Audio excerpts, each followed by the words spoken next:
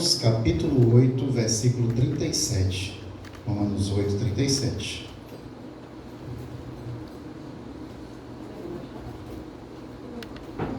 Quem foi encontrando glorifica o Senhor.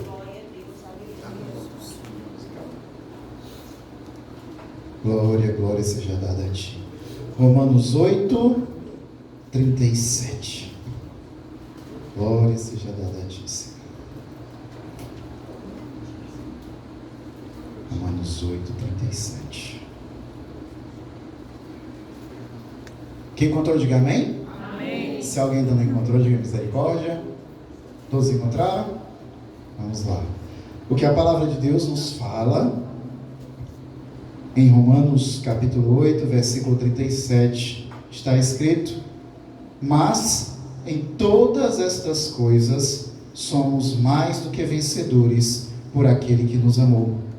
Porque estou certo de que nem a morte, nem a vida, nem os anjos, nem os principados, nem as potestades, nem o presente, nem o porvir, nem a altura, nem a profundidade, nem alguma outra criatura nos poderá separar do amor de Deus que está em Cristo Jesus, nosso Senhor. Amém? Podem sentar, amados, em nome de Jesus. Senhor, meu Deus e meu Pai, Senhor, elevo minha voz a Ti, clamo, Pai, pela Tua graça, pela Tua misericórdia, que Tu possas, Senhor, falar conosco aqui essa noite por meio da Tua palavra e nos alimentar, Senhor, com esse alimento, Pai, que fortalece a nossa alma e nosso espírito.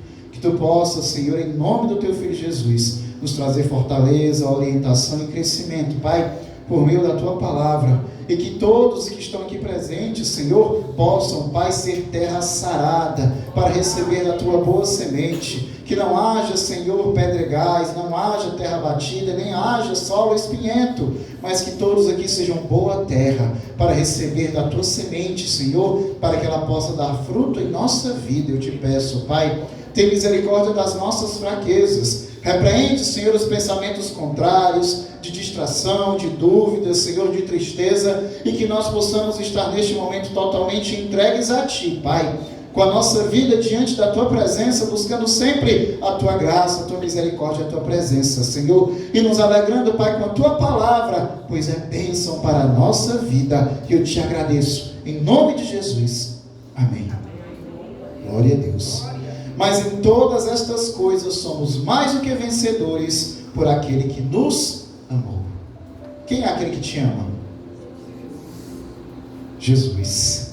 Porque eu estou certo de que nem morte, nem vida, nem anjos e nem principados, nem as potestades, nem o presente e nem o porvir, nem a altura, nem a profundidade, nem alguma outra criatura nos poderá separar do amor de Deus que está em Cristo Jesus, nosso Senhor. Nada disso pode nos separar do amor de Deus que está em Cristo Jesus, nosso Senhor. Mas existe uma coisa que pode nos separar do amor de Deus. Você sabe que coisa é essa que pode nos separar do amor de Deus? Quem se arrisca a dizer? Alguns podem dizer, o pecado? Não. O pecado não nos afasta do amor de Deus. A palavra de Deus nos fala que onde abundou o pecado, superabundou a graça. Então o pecado não nos afasta do amor de Deus. O que nos afasta do amor de Deus, o que é? Nós mesmos. É a única coisa que pode nos afastar de Deus. É nós mesmos. É quando nós envolvemos o nosso coração no orgulho, na vaidade, nas feridas, nas mágoas. Quando nos envolvemos, nos revestimos e nos enchemos de teimosia de forma tal que, mesmo tendo conhecido a Cristo, não permitimos que Ele venha fazer a sua obra em nós. É assim a única coisa que pode nos afastar do amor de Deus. A palavra de Deus nos fala, primeiramente, que estou certo, mas em todas as coisas somos mais do que vencedores, por meio daquele que nos ama. Todas as coisas Deus te dá a vitória, igreja. Não porque somos capazes, não porque somos o bonzão, o forte, o capacitado, o inteligente, mas por meio daquele que nos ama, por meio daquele que ele venceu já todas as coisas, inclusive ele venceu o próprio pecado e venceu a própria morte. E ele diz que aqueles que estão nele também vencerão. Também vencerão. Então, todas as coisas somos mais do que vencedores por meio daquele que nos ama. Por quê? Por que somos vencedores? Porque eu estou certo que nada me separará do amor de Deus que está em Cristo Jesus. Nada. Estou certo que nem a morte, nem a vida, nem anjo nenhum, nem principado ou potestade nenhuma, nem o que é do presente, nem o que é do porvir, nem altura, nem profundidade, nem qualquer outra criatura nos poderá separar do amor de Deus. Mas o meu ego me separa. Se eu não me permitir ser transformado, a graça do Senhor é derramada sobre nós por meio do seu Filho, que pagou um alto preço pela nossa vida. O preço foi pago pelo seu sangue. E por meio do sangue de Jesus, ele nos permitiu também estar na presença de Deus, pois ele derrama o seu Espírito sobre a vida daquele que foi lavado pelo sangue do Cordeiro, pelo novo e vivo caminho, né? Pelo sangue de Jesus. Então, somos mais do que vencedores por aquele que nos ama, e nada nos afastará do amor de Deus que está em Cristo Jesus, a não ser que eu mesmo decida me afastar. Tem uma parada, tem um capítulo de Lucas, capítulo 15 de Lucas. Lá ele fala, Jesus conta 3 parábolas aos fariseus, quando os fariseus começaram a questionar Jesus, de que Jesus ele tinha comunhão com pessoas pecadoras, com publicanos, né? E aí, quando eles questionaram, Jesus propôs 3 parábolas para eles. 2 dessas parábolas representavam as pessoas que estavam perdidas, e a terceira e última parábola que ele propôs representava aqueles que já tinham sido encontrados, mas por causa da teimosia de seus corações decidiram se afastar. E as parábolas são a parábola das 100 ovelhas, do pastor que tinha 100 ovelhas e uma delas se perdeu. E aí a palavra diz que ele abandona, ele deixa as 99 ovelhas pastando no deserto e vai em busca da que se perdeu. E lá ele encontra, diz que coloca a ovelha nos seus lombos e leva até a sua casa, e chega em casa, ele anuncia para todos os seus vizinhos e amigos e dizem: alegrem-se comigo, porque a minha ovelha perdida foi encontrada. Aí vem a segunda parábola que ele propõe, dizendo que uma mulher tinha 10 dracmas e uma dessas dracmas ela perdeu. E a palavra diz que essa mulher, para encontrar a dracma perdida, ela varreu toda a casa, tirou todos os móveis do lugar, varreu diligentemente procurando a dracma perdida, que é uma moeda de prata. E encontrando a dracma perdida, a mulher anuncia às suas amigas, às suas vizinhas, dizendo: alegrem-se comigo, porque eu encontrei minha dracma perdida. Essas 2 parábolas representam o quê? Representa que Deus faz de tudo para resgatar aqueles que estão perdidos.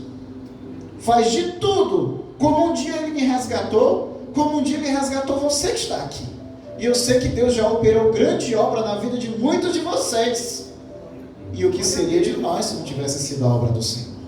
O que seria de mim, o que seria de você? Talvez muitos de nós aqui nem estaríamos vivos hoje, se não fosse a obra de Deus. Talvez muitos de nós aqui não teríamos a família que a gente tem, não teríamos a condição de vida estruturada que temos, de uma família boa, de uma saúde, de uma capacidade para trabalhar e fazer a obra do Senhor, se não tivesse sido a obra do Senhor operando em nós. Então, Deus nos resgatou. Um dia nós somos ovelhas perdidas. Um dia Deus nos resgatou, nos colocou sobre os seus lombos e nos levou para a casa do Pai. E lá Ele se alegrou, dizendo: encontrei a minha ovelha perdida. Assim também um dia nós somos a dracma perdida, que a mulher, varreu, procurou na casa e encontrou. Mas aí vem a terceira parábola que ele propõe, que é a do filho pródigo. A parábola do filho pródigo fala que o filho não estava perdido, ele estava em casa. E ele tinha do seu pai do bom e do melhor. Nada lhe faltava, tudo ele tinha em abundância. Mas ele se viu satisfeito com isso? Ele não estava satisfeito. Ele queria mais. Porque ele viu no mundo que tinha experiências, muitas experiências que ele gostaria de viver. E aí, mesmo sem ter direito nenhum, ele vai e pede para o seu pai, exige de seu pai, me dá a minha herança. A herança não é dada com o pai em vida. A herança não é dada com o pai em vida. A herança só é dada quando o pai morre. Na cultura judaica, o pai, sabendo que vai morrer, ou seja, quando ele está perto de morrer, ele convoca os filhos.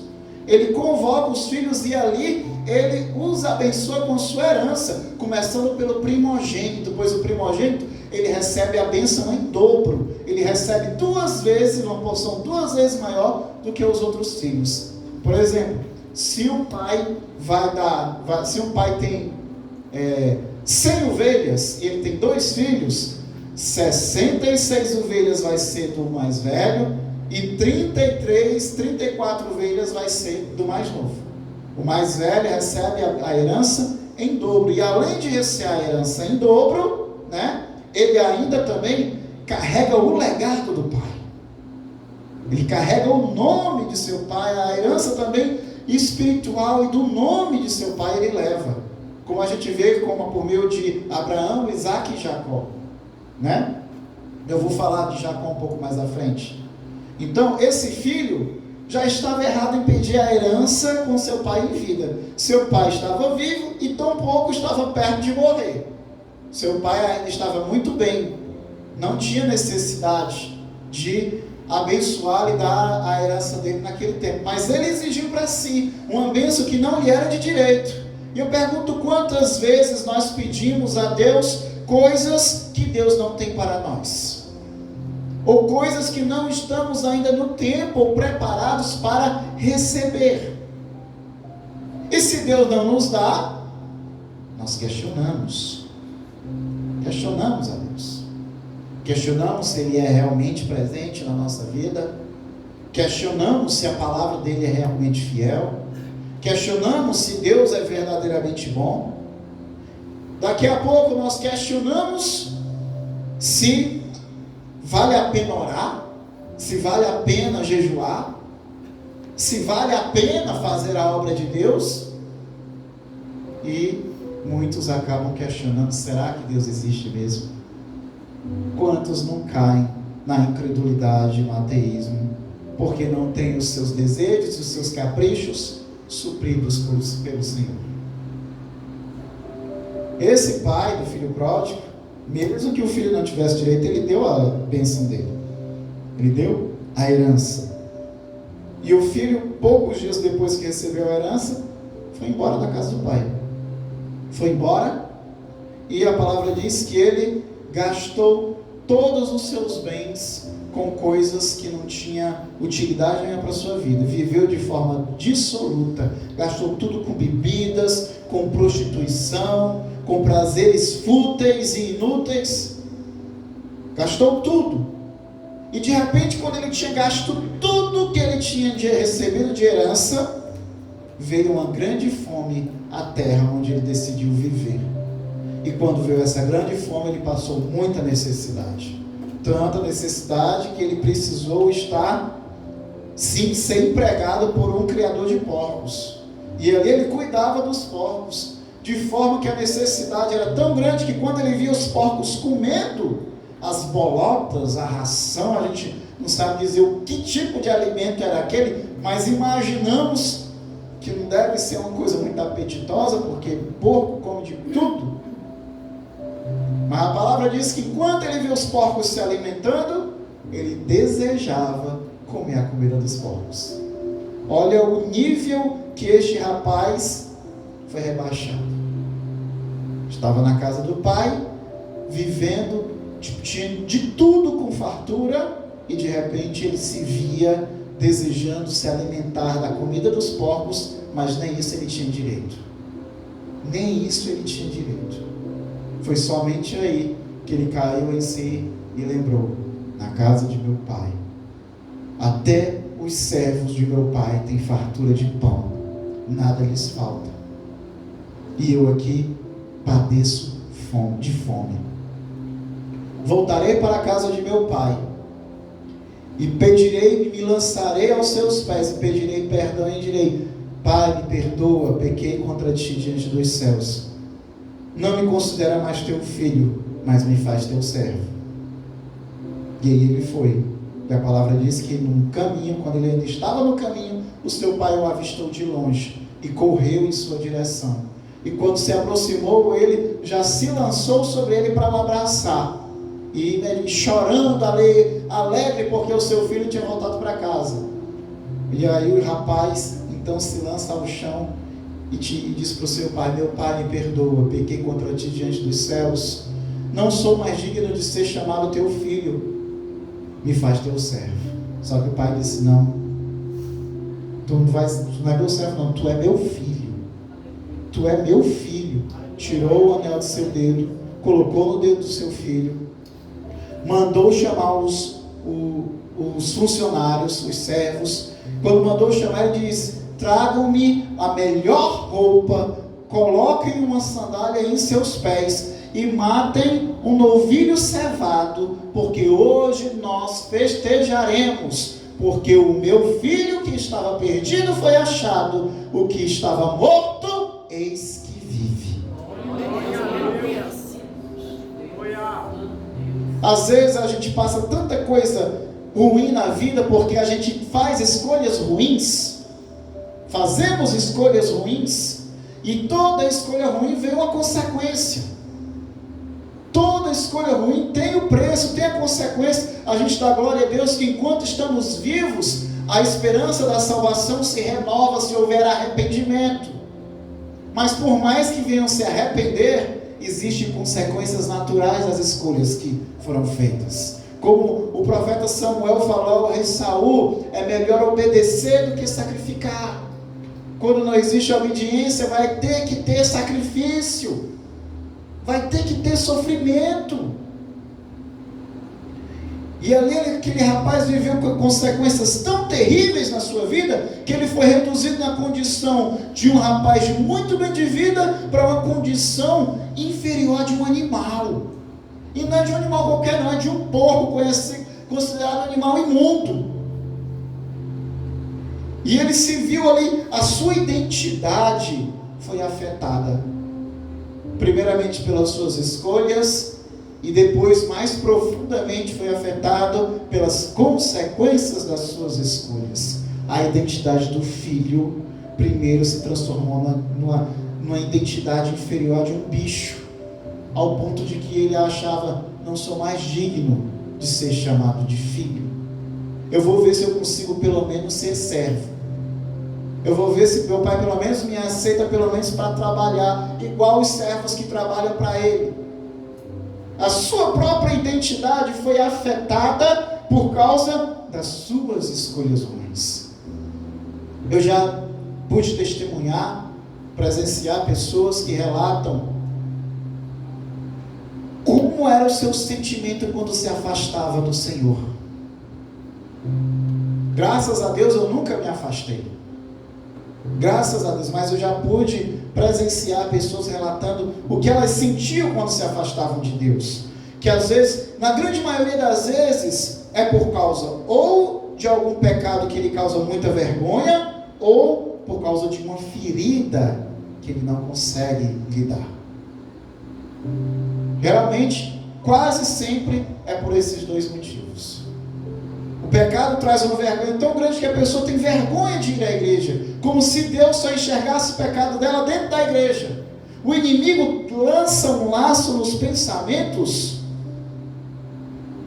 que fazem com que as pessoas que mais precisam de Deus deixem de buscá-lo por vergonha.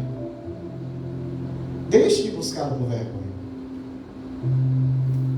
As pessoas que mais precisam de Deus, porque estão feridas e Deus sara toda ferida, deixam de buscar a presença de Deus, porque a impressão que dá, às vezes parece até que as pessoas gostam da ferida. Não deixa colocar remédio, não bota não. Sabe aquele menino, eu era chato quando era pequeno, graças a Deus que Deus trabalhou em mim. Eu era chato para comer, eu era chato para tomar remédio, não era, pastora? Eu era chato. É tipo um menino, estava jogando bola, pá, chutou o chão. Sabe quando aquele que você vai chutar assim, aí pega assim o dedo no chão? Quem já experimentou isso aí, o menino que joga bola? Fica aquele ralado, fica sangrando o dedo, né? Aí você vai, a mãe passar é porque o metiolate hoje não arde mais, mas na minha época ardia pra caramba. O metiolate doía muito mais do que a ferida. Aí viu o metiolate para atacar o metiolate em cima. Aí, não, vai arder. Não, deixa assim. Vai infeccionar, menino. Vai infeccionar. Deixa eu botar o metiolate. Não vai arder. Sabe, tem muita gente que é tipo esse menino, tipo o Tiago pequeno. O Tiago pequenininho. Não quer deixar que o remédio venha agir. Às vezes o remédio dói. O remédio dói, mas ele vai sarar a ferida. Com o tempo, ele vai sarar a ferida. Igreja, a grande maioria de nós estamos cheios de feridas. Estamos cheios de feridas que carregamos pelas experiências que vivemos no antigo homem e mesmo no presente. Carregamos feridas de antes de conhecer a Jesus e não deixamos de ser feridos depois de conhecer a Jesus. Continua, porque nós estamos no mundo, igreja. Não pertencemos a Ele, mas ainda estamos nele. E Jesus não nos engana. No mundo tereis aflições, mas tem de bom ânimo, eu venci o mundo. Tem pessoas que parecem que gosta da ferida, ela cuida para que a ferida permaneça ali, não deixa colocar o remédio, não deixa colocar o curativo, não deixa lavar a ferida, não deixa. Parece que gosta de estar com a ferida ali. Quando ela começa a criar casquinha, vai lá e taca a unha e tira a casquinha, para a ferida ficar exposta novamente. Tem pessoas que vivem assim, igreja. Nós não podemos permitir esse tipo de domínio maligno sobre a nossa vida, porque Deus deseja que nós sejamos sarados. Quem deseja que a tua ferida permaneça é o inimigo das nossas vidas, porque a ferida nos afasta, a ferida nos enfraquece. A ferida é uma brecha no nosso corpo para que venha entrar infecções, bichos, bactérias, fungos. A ferida na nossa vida é uma brecha para que o inimigo continue dominando e setando mente e coração. E aí a gente não consegue experimentar o que Deus tem para a nossa vida. Não conseguimos experimentar, porque nos apegamos às coisas que nos colocam para baixo. Nos apegamos às coisas que nos colocam em níveis que não é de filhos, e nem mesmo de servos, mas no nível animal, terreno. Porque o servo, a palavra diz que o servo, se ele for fiel, Deus vai honrar, Deus vai honrar. Mesmo o servo, se ele for fiel, ainda assim Deus honra.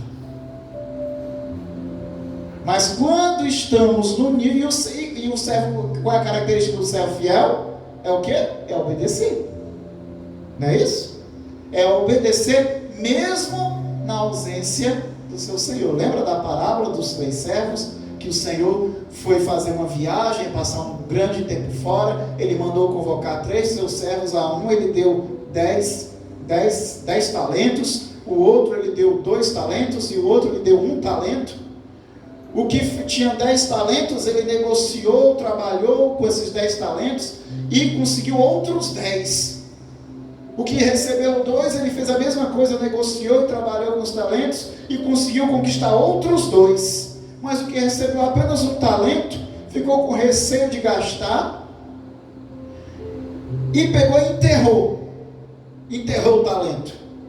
E aí, quando o senhor voltou de viagem, foi prestar conta com os servos, o servo que recebeu 10 chegou para o seu senhor e disse: meu senhor, tu me deu 10? Pois olha, eu trabalhei, eu negociei e toma aqui de volta 20. E ele disse: servo bom e fiel, porque tu foste fiel no pouco, te colocarei no muito. O que recebeu 2, da mesma forma, meu senhor, tu me deste 2 talentos, pois eu negociei e trabalhei, toma aqui, pois então 4 de volta. E ele disse: servo bom e fiel, porque tu foste fiel no pouco, eu te colocarei no muito. E o que recebeu apenas 1 talento, ele disse: Senhor, eu sei que tu é um homem duro, um homem exigente. Por causa disso eu fiquei com medo de gastar, então eu enterrei o talento. Mas olha aí, gastei nada, toma teu talento de volta. Ele disse: servo mau. Servo mau. Os teus colegas, os teus amigos negociaram, trabalharam e me devolveram o dobro do que eu tinha dado. E tu enterrou o talento que eu te dei. O talento é o que? É a oportunidade que Deus dá. É a oportunidade, a capacitação. Como assim, pastor? Oportunidade de capacitação? Deus te deu uma voz boa? Louva a Deus. Inspira a igreja, os irmãos, a louvor e adoração. Deus te deu uma mente afiada, boa? Prega a palavra. Prega a palavra de Deus. Deus te deu pensamentos calmos, tranquilos. Aconselha segundo a palavra do Senhor. Traz conselhos de paz, conselhos de edificação. Não enterra teus talentos, igreja. Não enterra teus talentos. E aí o Senhor disse para esse servo: servo mau. Teus colegas, teus amigos negociaram, trabalharam e devolveram mais do que eu tinha dado a eles. Eles receberão a sua honra, serão honrados, porque foram fiéis a mim. Tu, porém, até o que tu não tem, te será tirado. Deus Ele é justo, mas Ele também é zeloso. Deus é zeloso. Quando nós nos conformamos com uma condição de pecado, com uma condição de ferida, com uma condição que nos coloca abaixo daquilo que Deus tem para nós, igreja, nós não conseguimos experimentar também das suas promessas, não conseguimos experimentar da sua boa, perfeita e agradável vontade, não conseguimos, nós não vamos conseguir chegar no patamar do que Deus tem para nós. Nós temos que deixar as coisas do passado, do velho homem, da velha mulher para trás. E mesmo hoje, que cremos que somos novas criaturas, porque já entregamos a nossa vida a Deus e confessamos Jesus como o Senhor da nossa vida, autor e consumador da nossa fé, ainda hoje, igreja, vem à tona coisas do velho homem, coisas da velha mulher. Ainda hoje vem à tona fraquezas, dúvidas, medos, iras, feridas, pecados. Mas nós não podemos nos conformar e aceitar nada disso na nossa vida. Porque senão, igreja, se a gente aceitar, a gente vai chegar à condição desse filho pródigo, que já não conseguia nem mais ver em si mesmo como filho. Não conseguia mais se ver como filho. Daqui a pouco a gente acha que nós não merecemos a graça de Deus, e não merecemos mesmo não. Ninguém, nenhum de nós merecemos a graça de Deus, as suas bênçãos. Nenhum de nós merecemos, mas Deus ainda assim nos dá, porque Ele é bom. não é pela nossa virtude, mas é pela sua bondade e a sua grandeza. Eu lembro da minha avó, né? Minha avó foi uma senhora muito próspera, né? Tinha muitas terras, tinha muitas coisas, mas sempre foi uma mulher muito simples também. Minha avó sempre foi uma mulher muito simples, apesar de ter muitas posses, né? Ela deixou, a herança que ela deixou para os filhos dela, para o meu pai e para os meus tios, foi uma boa herança que ela deixou, né? Ainda que ela em vida, ela ainda vendeu algumas coisas aí, por influência de um dos genros dela, né? Sem entrar em detalhes, amém? Mas a minha avó era uma mulher muito próspera e muito boa, ela ajudava muitas pessoas. Ela vivia muito, quando era menor, ela vivia ali tinha uma fazenda ali no Cauípe, mas era uma propriedade muito grande, muito trabalhosa para cuidar. Quando ela já estava idosa, ela gostava mais do sítio que tinha ali na localidade do Pecém, do Matões, que fica próximo ao Pecém, né? Quando ela já estava idosa, ela ficava muito ali, passava ali às vezes um mês, uma temporada ali, e ela sempre ajudava muitas pessoas. Aí teve uma vez que perguntaram: e fulano merece? Eu disse: merece não, não presta não, não vale nada, fulano tal não vale nada, mas eu vou ajudar não é porque o fulano de tal presta não. Eu não vou ajudar por ele não, vou ajudar por mim. É por mim, porque eu presto. Ele não presta, mas eu presto. É tipo Deus. Não é porque a gente presta não, igreja, é porque Deus é bom demais. Deus é bom demais, por isso que você tem que glorificar Ele todos os dias. Deus é bom demais. Você tem noção do que é Jesus ter dado sua vida por nós? Você tem noção do que é Deus se fazer carne e ser sacrificado por nós? Deus é bom demais, igreja. A gente não merece nada do que a gente tem, ainda assim Deus nos dá. Ainda assim Deus nos dá, porque Ele é bom. Ah, mas pastor, mas também é tanta prova. Você não está no céu não. Você não está no céu. Quem quer ir para o céu aqui? Quem quer ir? Todo mundo quer ir para o céu aqui? O que é que precisa para ir para o céu? Tem que morrer. Tem que morrer. Todo mundo quer ir para o céu, mas ninguém quer morrer. Tanto no sentido espiritual como físico, né? A gente é muito apegado às coisas da carne, igreja. Muito apegado às coisas da carne. E as coisas da carne são ruins. A gente se apega às memórias ruins mais do que às memórias boas. A senhora tá, pastor. Tá. Sabe como é que eu sei que a senhora tá? Sabe como é que eu sei que a senhora tá? Sabe como é que eu sei que a senhora tá? Porque a senhora está sofrendo demais pelo meu irmão e pelo meu pai. É o vestígiozinho da carne que faz a gente sofrer. Porque no Espírito a gente sabe que eles já estão nos braços do Pai e nos esperando para estar com eles. Glória a Deus. Aleluia.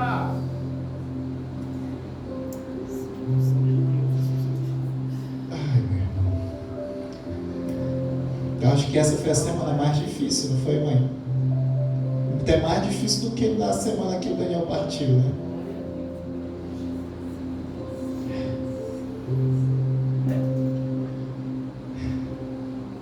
A gente não quer dar na carne, mas essa desgraça dessa carne consegue encontrar meios de nos enganar, como faz lá Lutero, né? Eu achava que tinha matado um antigo homem nas águas do batismo, mas descobri que o desgraçado sabe nadar, então eu passarei a matá-lo todos os dias. Todos os dias a gente tem que matar o velho homem e a velha mulher, porque todos os dias ele quer voltar a mandar nas coisas, mas não é mais a carne que manda aqui. Não andamos mais segundo a carne, mas sim segundo o Espírito. Andamos segundo o Espírito porque nós somos lavados pelo sangue do Cordeiro e recebemos desse Espírito sobre nós. Precisamos perseverar no Espírito. Todo o tempo a carne quer gritar, a carne quer falar, a carne quer mandar. Os impulsos estão o tempo todo ali no coração e nos pensamentos. A raiva, a mágoa, o desejo. a cobiça, o medo, a dúvida, o tempo todo está ali.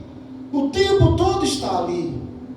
A gente tem que perseverar no Espírito, na esperança, na bondade, na paciência, no amor, no perdão. É difícil, igreja. É difícil.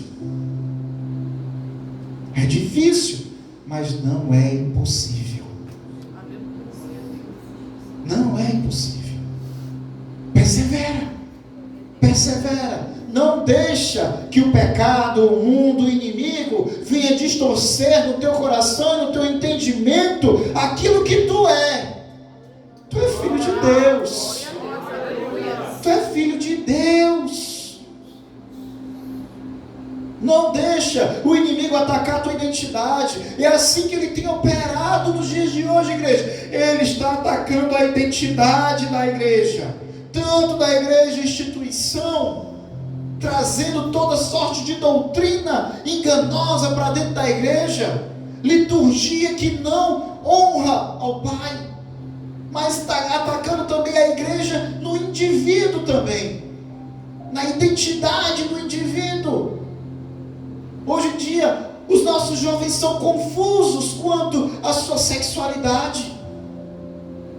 Os nossos jovens, é uma guerra, ou cai na promiscuidade, porque se tornou muito normal as relações sexuais desde cedo, ou se parte para a homossexualidade.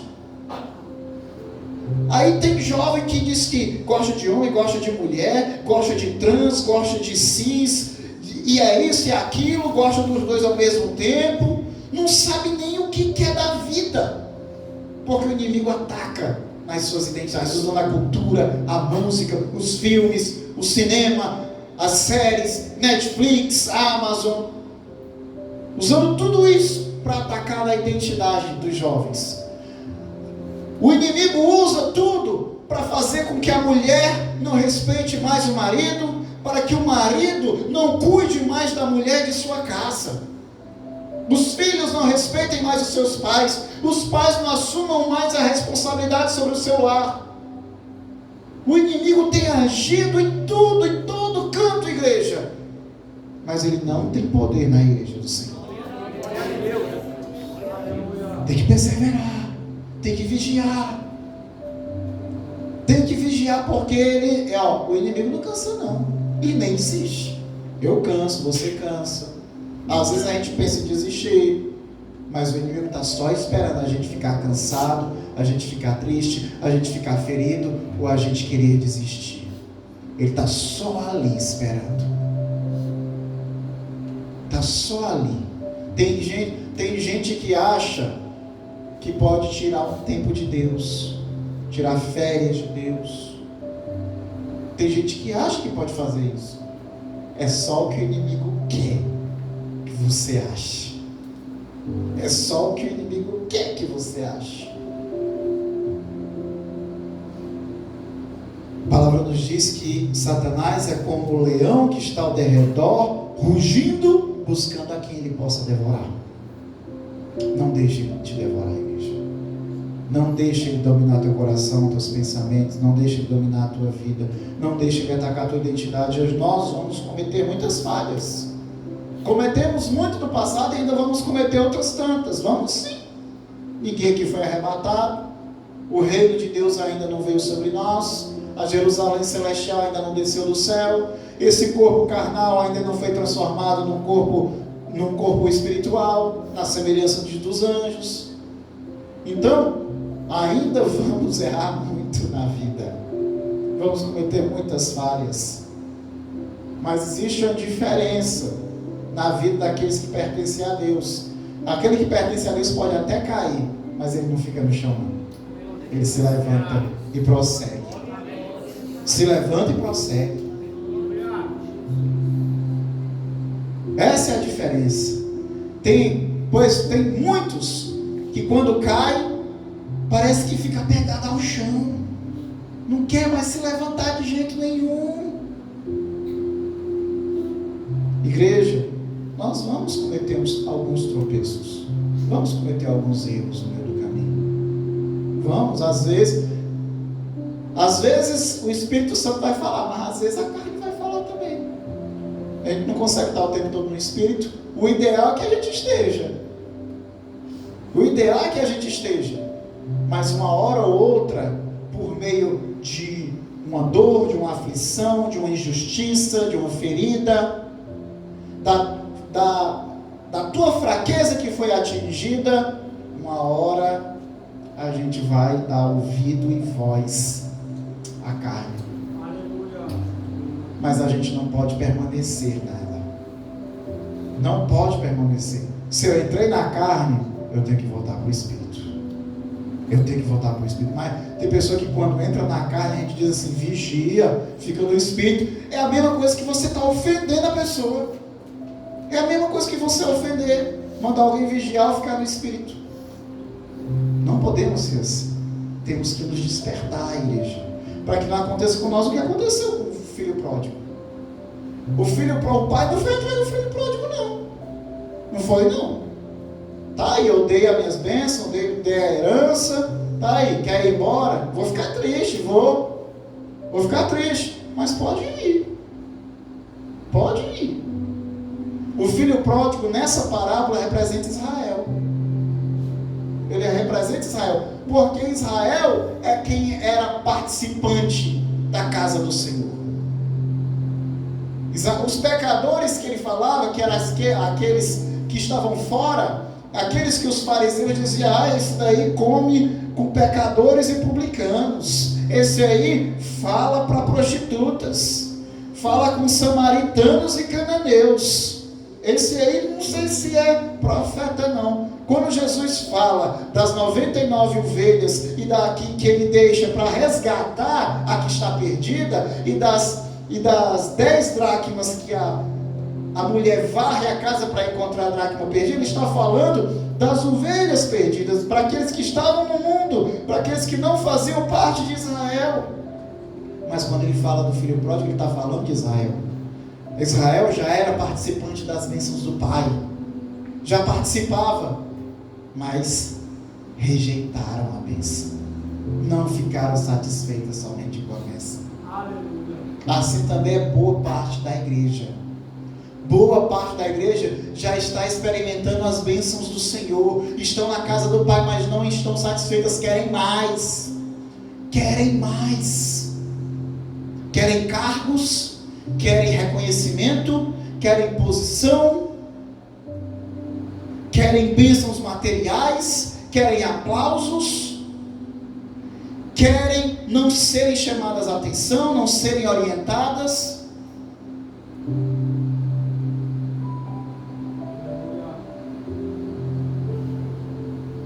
E aí, se demora a receber, fica revoltado, fica insatisfeito, e aí sai. Assim como o pai não foi atrás do filho rebelde, o pastor também não tem que ir atrás de ovelha rebelde não, igreja. O pastor tem que ir atrás de ovelha perdida. O pastor vai atrás de ovelha perdida, não de ovelha rebelde. O pastor foi atrás da ovelha perdida.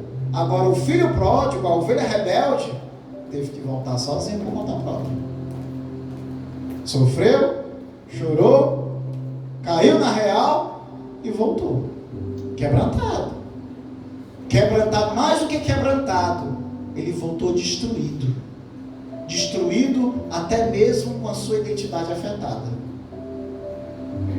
Não sejamos nós, igreja filho pródigo, não sejamos nós. Esse filho aqui voltou, mas tem muitos que não voltam.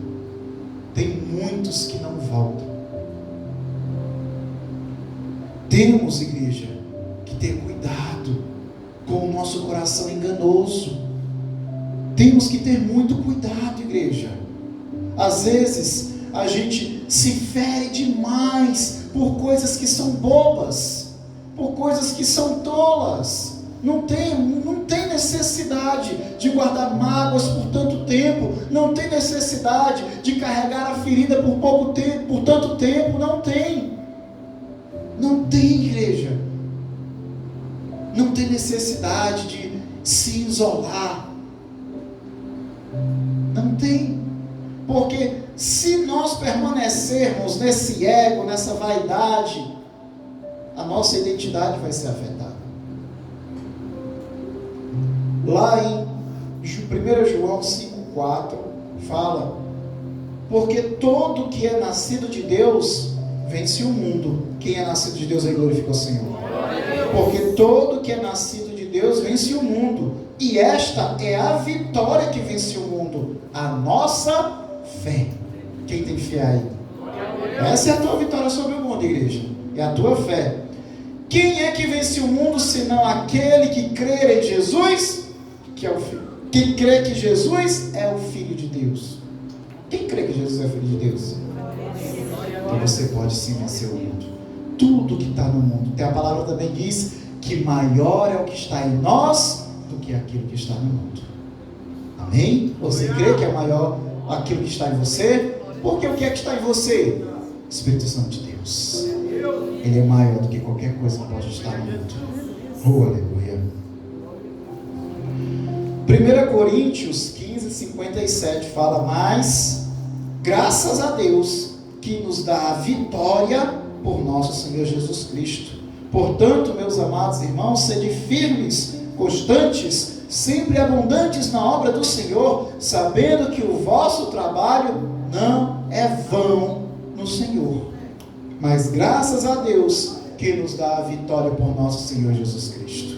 Graças a Ele. Creia na vitória também, igreja. São muitas provas, são muitas batalhas, são sim.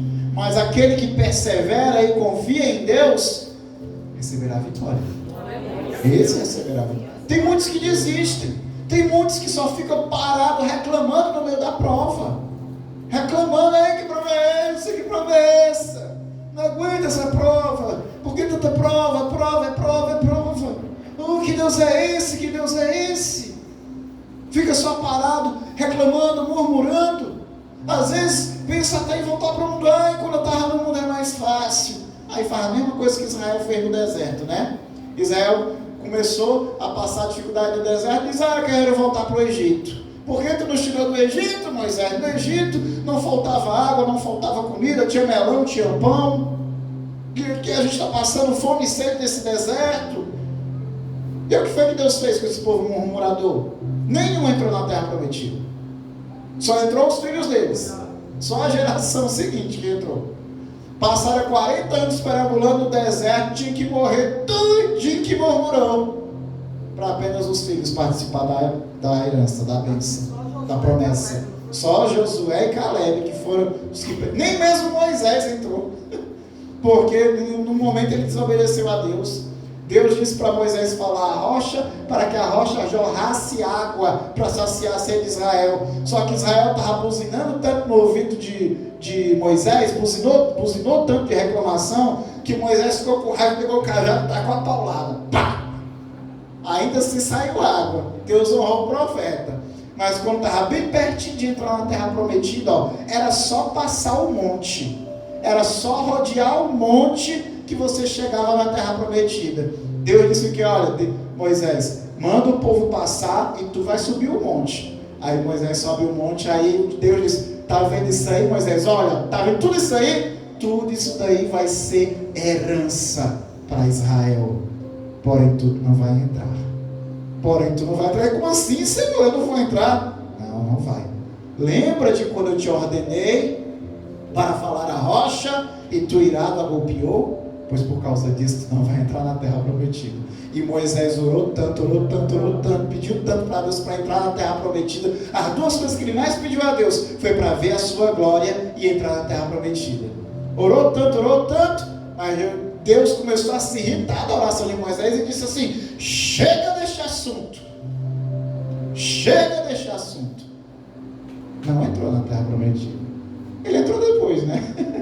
Ele entrou depois, quando Jesus estava, na véspera de ser crucificado, orando no Monte da Transfiguração, e aí ele estava orando e de repente apareceu Moisés e Elias para consolá-lo, para consolar ele diante da aflição que ele iria passar. né? Ali ele viu a glória do Senhor, porque ele viu a face de Cristo, e ali ele estava com os pés na terra prometida, né? Se igreja, se a gente não desistir, se a gente perseverar, Deus vai nos dar a vitória. Mas tem gente que para no meio da batalha. Tem gente que está no meio do deserto e para no meio do deserto, ou pior, quer voltar para o Egito, quer voltar para o mundo, quer voltar para a carne, quer voltar para o pecado. Não volte, marche, siga em frente. O deserto é difícil mesmo, mas depois dele tem a promessa. Todos nós estamos no deserto. Todos nós estamos no deserto desse mundo. Todos nós, mas a promessa é grande sobre a nossa vida. A promessa é que a leve e momentânea tribulação em nada se compara com a glória que há de vir. A gente pode até cometer falhas e tropeços, pode até cometer, mas o inimigo não vai dominar a minha vida, nem a carne, nem o pecado. Não vai, eu vou me levantar, eu vou enxugar as minhas lágrimas, vou colocar remédio nas minhas feridas, vou lavar as minhas vestes e vou seguir em frente, porque a promessa ainda não alcancei, ela ainda está diante de mim e eu não desisto dela. Não desisto dela, não desiste da promessa, igreja. Não desiste, não desanima. Quero trazer 2 exemplos de pessoas que cometeram falhas na vida, mas que alcançaram grandes promessas e grande honra. Primeiro, Davi. Eu já falei várias vezes sobre Davi aqui. Eu queria saber, alguma pessoa aqui na igreja que podia me falar um episódio marcante na vida de Davi. Quem pode me falar um episódio marcante na vida de Davi aqui? Alguém? Estão com vergonha? Um episódio marcante na vida de Davi.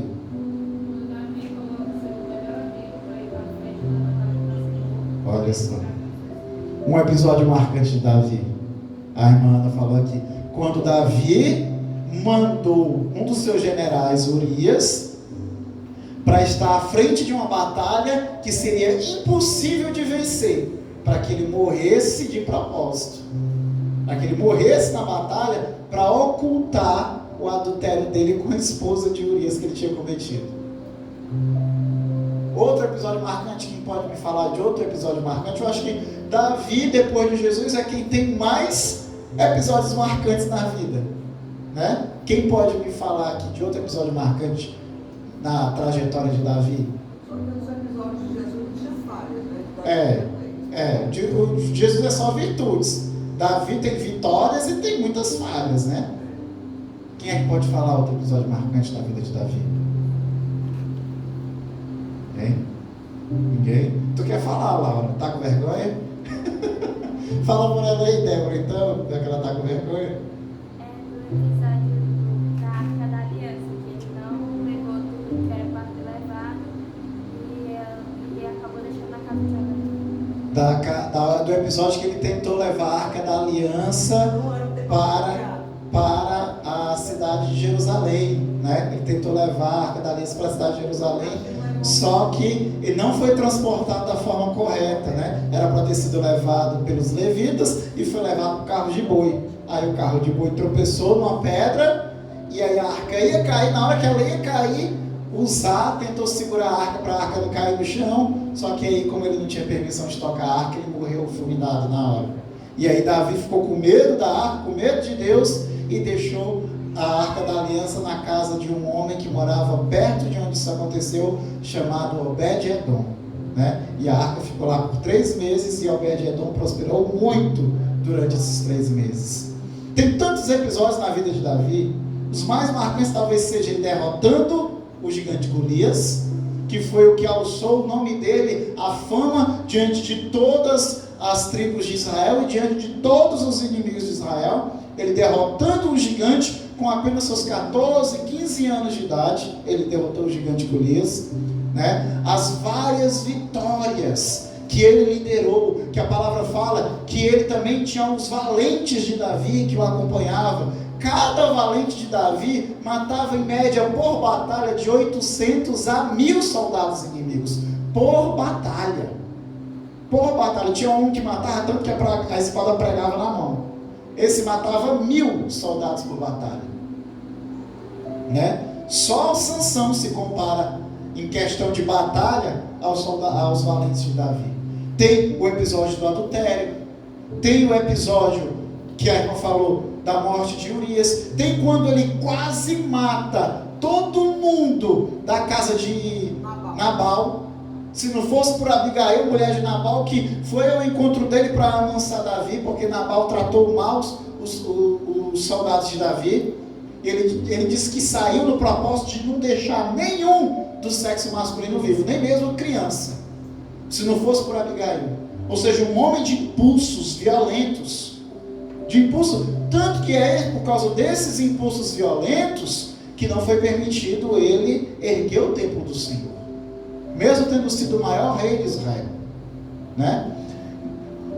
Tem o episódio de quando ele foi destronado pelo seu próprio filho Absalão, que saiu fugindo do palácio, e no meio do caminho tinha um parente do rei Saul, que quando o viu fugindo, começou a cuspir nele, jogar pedra nele e amaldiçoar ele. E aí um dos soldados desembaiou a espada e disse: Senhor, dá só uma ordem que eu arranco a cabeça dele. Eita, menina. Mas Absalão revoltado porque ele não tinha tomado a atitude certa em relação ao filho, que estrupou a irmã de Absalão, que era filha dele. Aí o soldado: dá só uma ordem que eu arranco-lhe a cabeça. Aí o Davi diz: não, deixa assim. Se Deus está permitindo eu passar por isso, é porque é da vontade dele. Eu tenho que passar. Quantos passariam por uma humilhação depois de ter alcançado tanta glória? Passariam por uma humilhação tão grande dessa forma, aceitando a afronta? Nenhum de nós, eu acho. Davi cometeu muitas falhas, alcançou muitas vitórias, mas eu vou dizer para você, Deus honrou ou não honrou Davi? Deus honrou tanto Davi, igreja, tanto Davi, que ele prometeu para Davi que o Messias viria da descendência dele. Jesus é da raiz de Davi. Deus honrou tanto Davi que prometeu que o Messias viria da descendência dele. Deus honrou. Ou seja, não foram os fracassos, os pecados, as falhas de Davi que marcaram a vida dele. Não foi. Foi o quê? Foi a entrega dele ao Senhor. Foi o tanto que ele se entregou. Tem o Salmo 51, que é o Salmo do arrependimento. É o salmo que ele escreveu e cantou ao Senhor quando o seu pecado foi colocado diante dele e as escamas dos seus olhos caíram e o seu coração se quebrantou. Ele escreveu o Salmo 51 e ele fala lá: Senhor, me tira tudo de mim, só não me tira a tua presença, só não tira de mim o teu Espírito. Renova sobre mim a alegria da tua salvação, e eu pregarei a tua palavra, e os pecadores se converterão. Ele diz: oh, glória a Deus. Ele diz que holocausto, não é? Meu Deus do céu, falhou agora. Vou ler aqui, eu prefiro ler aqui. Salmo 51.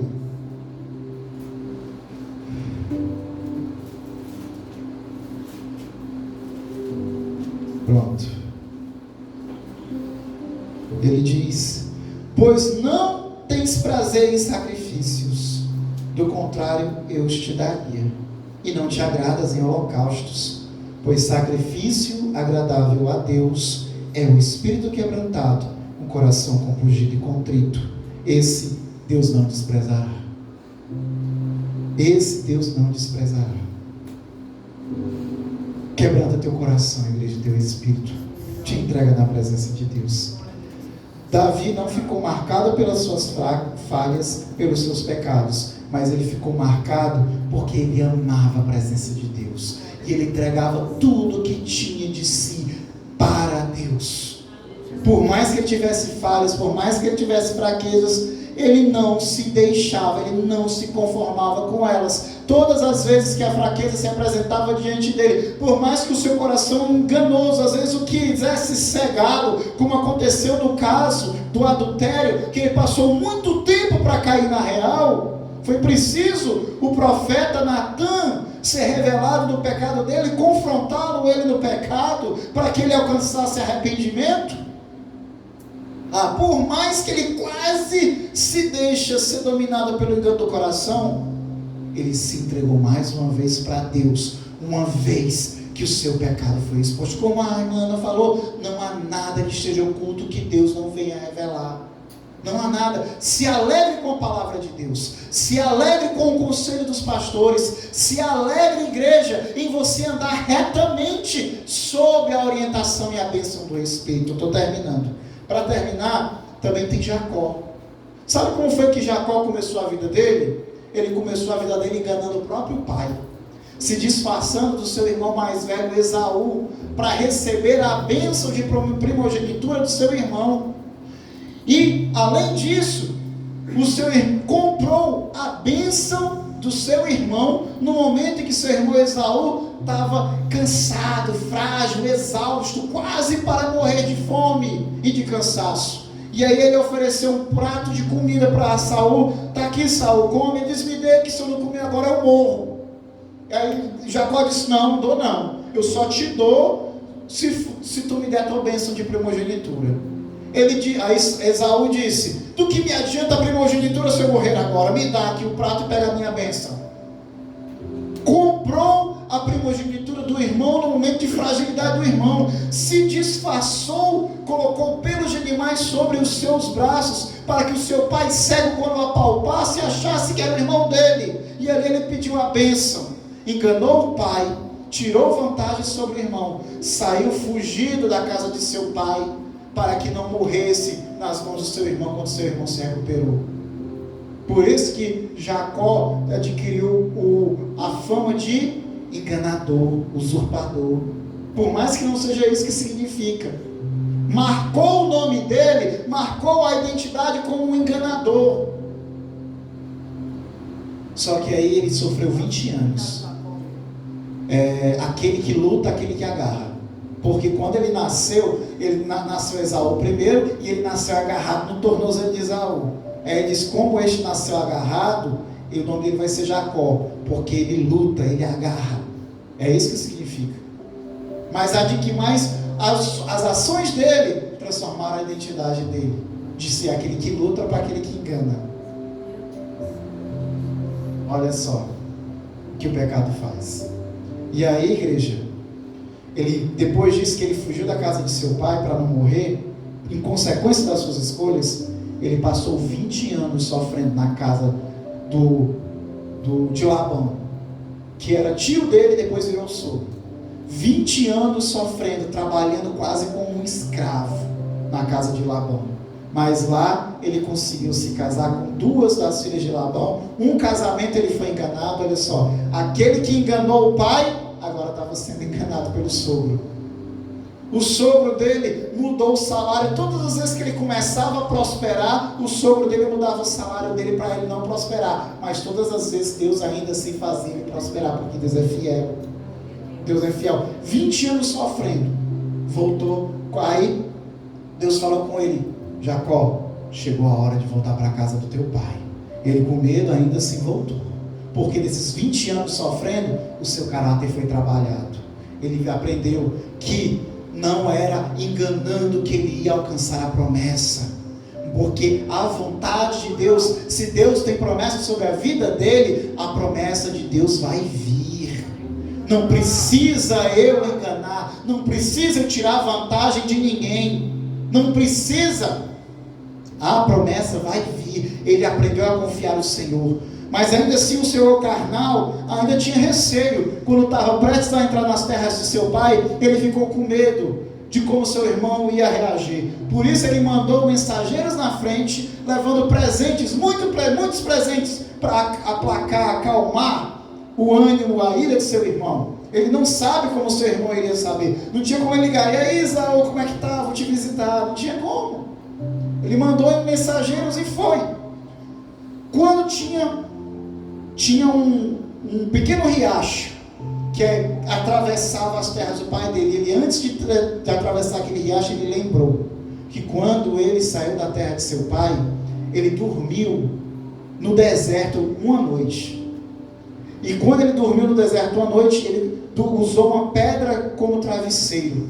E quando ele estava prestes a acordar, ele viu uma escada que ia até o céu e os anjos de Deus subindo e descendo nessa escada. E Deus falava do alto dela com ele, dizendo que de tudo ele seria abençoado se fosse fiel a ele. Ele lembrou daquela visão e ali ele disse: olha, vocês vão na frente, eu vou ficar um pouco. Ele passou a noite ali. Mais uma vez, quando estava prestes a amanhecer, ele viu um homem. Quando ele viu aquele homem, ele achou: esse homem não é um homem qualquer. E ele pegou e começou a se agarrar com esse homem. E os dois começaram a brigar. E aí, daqui a pouco, nem ele vencia o homem, nem o homem vencia ele. Só que aí o sol começou a nascer. E aí o homem me disse: me solta porque o sol já está nascendo. Me solta porque o dia já está nascendo. E ele disse: eu não solto, eles brigando. Aí o homem lá, o homem estranho, tocou a coxa dele, que a coxa dele se desconjuntou. Quando se desconjuntou, ainda se ele não agarrava, ele disse: me solta que o dia vai nascer. Ele disse: eu não solto sem que tu me dê a minha bênção. E ele disse: como é teu nome? Ele disse: eu me chamo Jacó. Pois a partir de hoje não te chamarás mais Jacó, mas sim Israel, porque tu lutaste como um príncipe com os homens e com Deus e prevaleceste. E ali ele foi abençoado. E aí ele disse assim, aí Jacó perguntou: me dizes também o teu nome? Ele disse: por que me perguntas o meu nome? Tu não sabes quem eu sou? Davi não ficou marcado, a sua identidade, a sua pessoa, a sua vida não ficou marcada apenas pelas suas falhas, mas pela sua fidelidade, as suas vitórias. Jacó não ficou marcado porque enganou seu pai ou tirou vantagem do seu irmão. Ficou marcado pela sua transformação de vida e a sua fé. O único que na palavra de Deus fala que ele lutou com Deus e os homens e venceu. Pela fé ele alcançou tamanha vitória, igreja. Assim seja sobre a tua vida. Não deixe a tua identidade ser deturpada, reduzida, porque tu é filho de Deus. Diga para o teu irmão que está ao teu lado: tu é filho de Deus. Você é filha de Deus. Você é filha de Deus. Você é filho de Deus, igreja. Não deixe o inimigo lançar na tua mente outra coisa que não seja: você é filho de Deus. Não importa o que foi no passado, Deus ainda tem no presente e no futuro coisas novas para ti. Aquele que está em Cristo, nova criatura é. As coisas velhas se passaram e tudo se fez novo. Que Deus abençoe a vida da igreja em nome de Jesus. Aleluia.